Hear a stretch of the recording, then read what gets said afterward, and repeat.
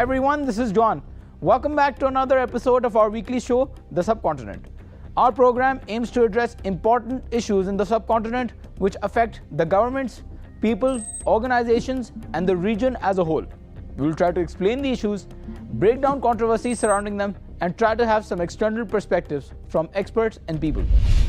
In this edition of The Subcontinent, we will explore how people and government of India see and react to the normalization of relations with Israel. The United Arab Emirates and Bahrain have formally established diplomatic relations with the Israeli regime in deals brokered and promulgated by the US President Donald Trump. Palestinians have decried the move as a grave betrayal to the people and cause of Palestine, saying that formalizing ties with the Zionist regime further undermines efforts to achieve self-determination. However, the American president says that there are several other Arab states that are willing to go public with their Israeli affairs. Some Arab countries are formally normalizing their relations with Israel. Most Muslims around the world are against it, and there are regular protests against the move in numerous countries, whether the respective governments support it or not. Evidently, the Indian government supports it, which is quite against the common spirit of the majority of the people in the subcontinent, and not only the Muslims. It's despicable, sad, condemnable, unfortunate, and whatever we can say about this relation between Arab and Israel is beyond words. As far as Indian Muslims are concerned, they have already expressed their strong condemnation about the recent normalization of the ties between Israel and UAE. If you talk about Indian perspective, not just the Indian Muslims, but the Indian people at large have been and will always be with the Palestinian cause and have always condemned Israel and its aggression. US President Donald Trump was the force behind the agreement for the UAE and Bahrain to establish normal diplomatic relations with Israel. The day after Trump announced the deal, UAE Foreign Minister Abdullah bin Zayed Al Nahyan briefed Indian External Affairs Minister Subrahmanyam Jaishankar about the move in a telephone call that the minister really appreciated. The timing of the proclamation seems suspiciously beneficial for Trump's re-election, as both Israel and UAE want him back in the White House. Trump wants to sell the agreement as a diplomatic victory in his campaign and tries to brand it Abraham Accord, as Abraham was father of all three great faiths.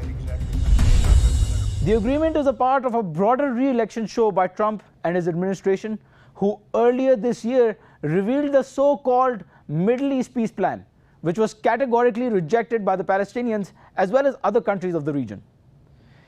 Even if Trump loses the elections, UAE is not likely to face any major diplomatic repercussions, as the Democratic hopeful Joe Biden has also welcomed the deal, cluelessly calling it a historic step to bridge the deep divides of the Middle East. Some Arab states of the Persian Gulf had already established covert ties with Israel, so why is now the time to risk and go public about them? The UAE and Bahrain are the third and fourth Arab state after Egypt and Jordan to have opened diplomatic lines. If Abu Dhabi and Manama do not face any serious consequences, the move may serve as a catalyst for other states to follow suit. Trump has even more re-election stunts on his list and is pushing more countries such as Sudan and Oman toward Israel. India's reaction to the agreement is not surprising, as all the three nations behind the move have become close partners of India's Prime Minister Narendra Modi government. Israel and India have enjoyed close relations in recent years, and Modi has also been able to cultivate strong relations with the UAE. India sees this as a potentially positive sign, as the normalization may create a more favorable political environment for its interests in the Middle East. Now, to add more insight, we are joined by Mr. Vijay Prasad, who is a historian, journalist, and director of Tricontinental Institute for Social Research. He is also the author of the book Namaste Sharon, Hindutva and Sharonism under US hegemony. Mr. Prasad, welcome to the subcontinent. So, in the past few decades, there have been many reports exposing Arab-Israeli back-channel links. Why have they decided to formalize their relations now? You see, now, and when you talk about Arab, you mean mainly the United Arab Emirates. And we need to understand that there is an increased tension between the UAE and Turkey over a range of issues. On the one side, their battle over Libya. On the other side, their battle over gas fields in the Eastern Mediterranean. Turkey and the UAE have been struggling with each other over certain resources and regions in the greater North African, West Asian region. I have a feeling that the UAE, seeking to get European and American backing for its project, essentially normalized with Israel as a way to curry favor and therefore to put pressure on Turkey. There's no way the UAE can confront Turkey directly. So this is a way to get diplomatic favor in Washington, D.C., perhaps in Paris and so on, and allow that pressure to be put on Turkey so that Turkey backs off in, on the one side in Libya and on the other side in the very important energy battles taking place in the Eastern Mediterranean. Okay, you're focusing on UAE, but Bahrain has also normalized relations with Israel recently, and Oman is in the pipeline. And you're saying that India is supporting this move because it wants to put pressure on Turkey and gain favors from the US. So, does the Indian government support the normalization of relations between Israel and Arab states? It's hard to say whether the Indian government directly supports the normalization, because India, as you know, plays a double game here. On the one hand, India has normalized with Israel and started that process in 91, 92.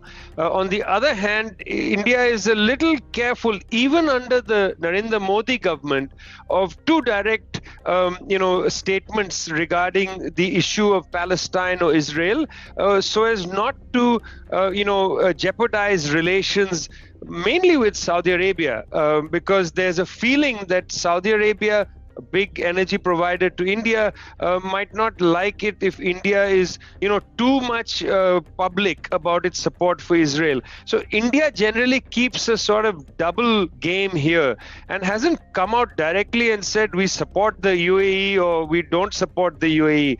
I mean, in that sense, silence on this is to India's benefit. Now, Mr. Prasad, our team has collected footages of global media coverages in this regard, and we would like you to take a look on that, and then we can continue with the question and answer session. Historic as this moment is, it's worth looking at the larger geopolitical forces at work here and the short-term and long-term calculations of the key players involved. In the Machiavellian world of the Middle East, nothing is as clear-cut as it first appears. That's why it's also important that India play its cards carefully as it comes to terms with the changing Middle East. The fog over the emerging realignments in the region has officially lifted. India's strategic partnership with Israel, Saudi Arabia and UAE is a major pillar of India's relationship with the West Asian region. This partnership will be strengthened, with India's growing ties to the US, Israel, Saudi Arabia and UAE, and ties with Iran and Turkey floundering over the Kashmir issue. The agreement will buttress Delhi's ties with the region.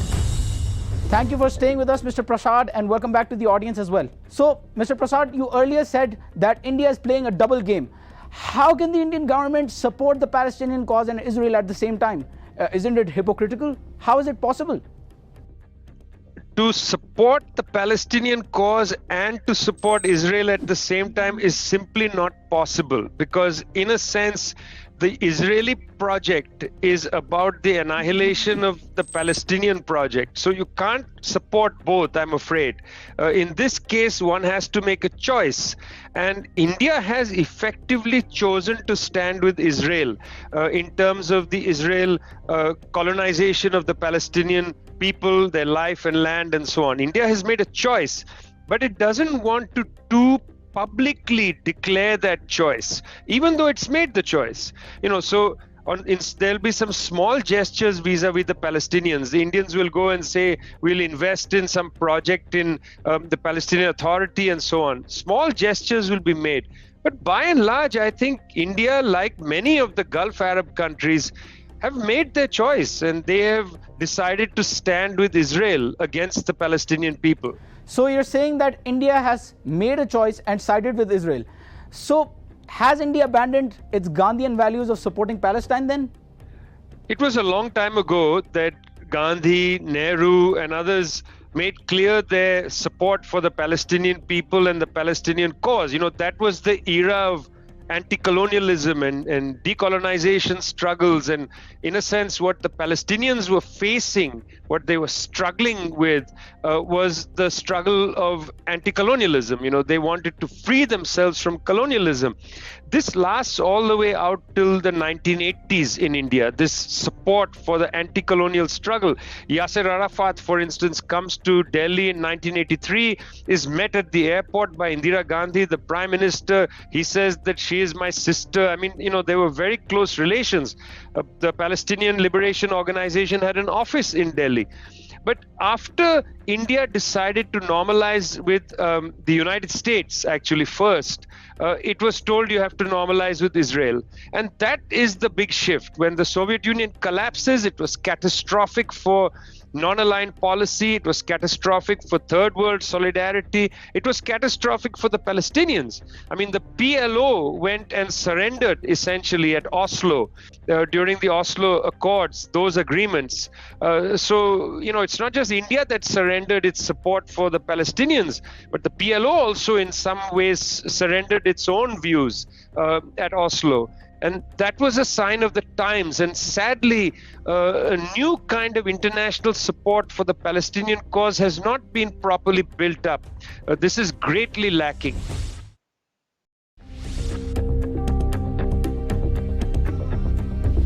Out of more than 190 member states of the United Nations, nearly 140 recognize the state of Palestine, and about 160 also recognize Israel. This means a lot of the governments in the world have relations with both the occupier and the occupied. But when Arab countries connive with the US to establish former ties with the Zionist regime, many other countries feel emboldened to defend their Israeli ties. India's official stand about Israel has always been somehow paradoxically, yet conveniently supple. In 2014, India chose to pursue a de-hyphenation policy aiming to deal with both Israel and Palestine in an independent manner. In 2017, India voted against recognizing Jerusalem as the capital of Israel, and then again in 2018, New Delhi decided to review its Palestine policy when the Palestinian ambassador to Pakistan was photographed, along with the chief of Lashkar-e-Taiba, a militant group blamed for the 2008 Mumbai siege. While Palestine calls this a betrayal that blows up every possibility for peace, India welcomes the full normalization of ties between UAE and Israel, calling both key strategic partners. New Delhi says it still continues its traditional support for the Palestinian cause. But how? It seems that the Middle East has more than enough sand for everybody to bury their heads in. Otherwise, the world would notice such inconsistent and constantly changing policies. Israel, UAE and the US claim the normalization is an exchange of Tel Aviv suspending its annexation of Palestinian territories. But from the Palestinian point of view, the UAE and Bahrain have destroyed any hopes of establishing an independent state with this move that can never slow Israeli expansionism. This step is very dangerous step because it will encourage some other countries in order to normalize their relation with Israel, which is not normal, which is against our religion, which is against our history. Palestine belongs to the Arabs in the same sense that England belongs to the English or France to the French. This Mahatma Gandhi's 1938 remark about Palestine is the most quoted utterance in any literature of India's foreign policy. The first blow to Gandhian values was in 1992, when India reversed its 4-decade-old policy of recognition without relations and normalized relations with the Israeli regime. Now, with India's support for the normalization of ties with Israel, Gandhi's statement that Palestine belongs to the Arabs is further losing its relevance. Several pundits believe it is not surprising, not even a big deal, that a number of Arab countries are going public with their previously covert ties with Israel, as some others, including India, stand and applaud. Formalized relations with Israel probably guarantee garnering bipartisan favor with the United States. And the US approval means a green light for authoritarian governments to suppress all different voices and domestic challenges with less chance of international pressure. Thanks to formalizing relations with Israel, Bahrain's Al Khalifa family have acquired an influential ally in its fight against domestic opposition. This can also be true for Saudi Arabia, which is still gauging the prospects of normalization. Since Riyadh seeks to nip the bud for political liberalization that would challenge the legitimacy of the ruling Al Saud monarchy, including demands for change from its own repressed Shia minority. The Indian government longs for such an opportunity. India has compelling reasons to feel optimistically comfortable, but its open support for Israeli relations may put its own interests and dealings at stake in the Middle East. If New Delhi puts all its eggs in the Arab basket, Islamabad may align itself more closely with Tehran and Ankara, all in the backdrop of growing Iran-China and Pakistan-Iran ties. For more analysis, we are now joined by Dr. Tasleem Ahmad Rahmani, who is the President of Muslim Political Council of India and the National Secretary of Social Democratic Party of India. Dr. Rahmani, welcome to the show. So, how do the Indian people, especially the 200 million Muslims, view these Arab countries formalizing ties with Israel? You see, the Indian Muslims are traditionally and historically against the Israel and with standing always with the Palestinian cause. They still, the general public, and there is no change in their stand, in their policy towards Palestine and towards Israel. We have always taken Israel as a traitor country, as an occupier, and as a terrorist state. And we still, at our public level, general public level, we still know that stand, and very vociferously, we are here to boycott the Israeli product, and our union government still towards the pro-Israeli policy is being strongly condemned by the Indian Muslims because we take it as an occupier. Okay, so you're saying that people side with the Palestinian cause and condemn the support of the Indian government for Israel. India has strong economic ties with Arab countries. Do you see this as a weight on the Indian government to support Arab normalization with Israel? Yes, indeed. You see the change in India. It's a fascist regime. We always termed it as a fascist regime, as a saffronized and a right-wing, radicalized political party is the BJP. And after the BJP has taken over, they have just opened up their relationship with Israel. Most of our security installations, our business ties, economic ties, agriculture sector, power sector, telecommunication sector, the government of India has a big tie-up with the Israeli government, and ideologically, this BJP, RSS, and Israel policy has an affinity, and they stand at the same pedestal.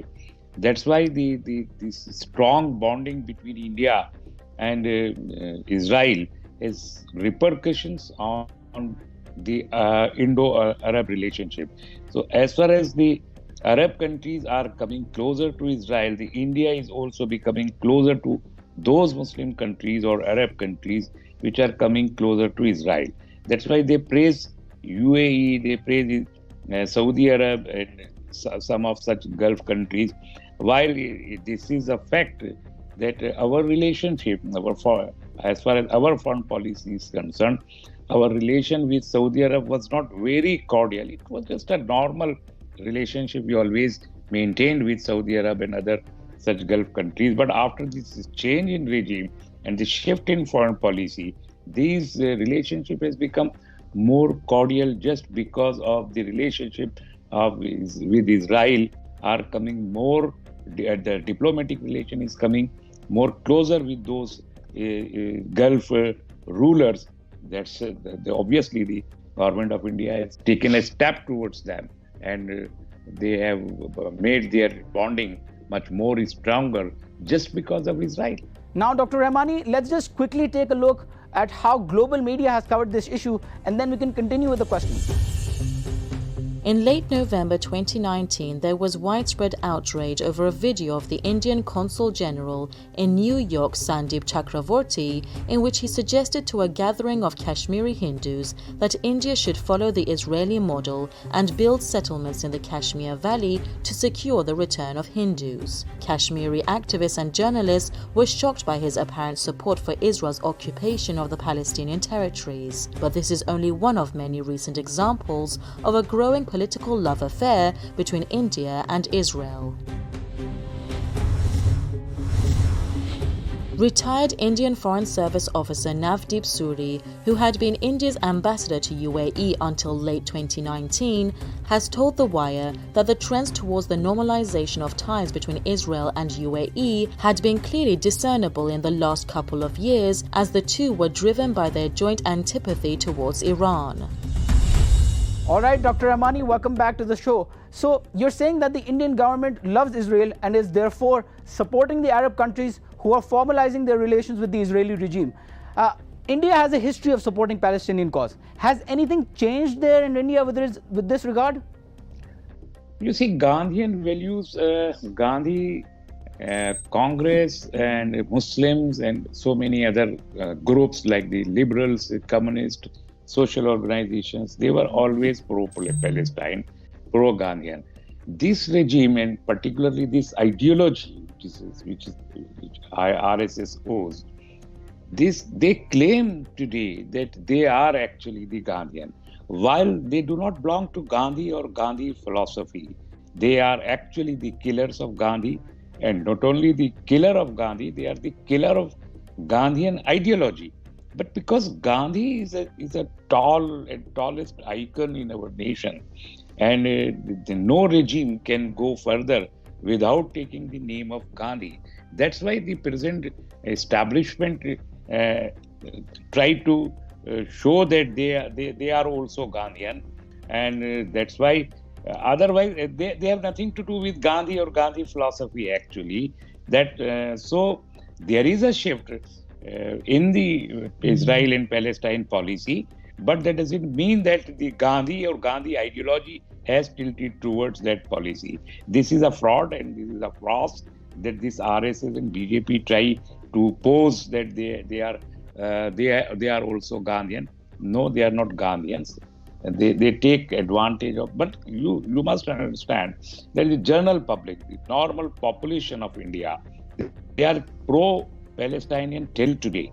There is not a single day goes by when we don't find a positive report about Palestine in our print media, particularly the Urdu media. There is not a single day pass when we don't have a report about the Gaza people, about the Hamas people, about the plights of Palestine. So the general population, and not only Muslim, rather the social groups, the secularist groups, they are still standing with the Palestine in the same way we used to stand before 2014. But this regime was against Palestine even before coming to the power.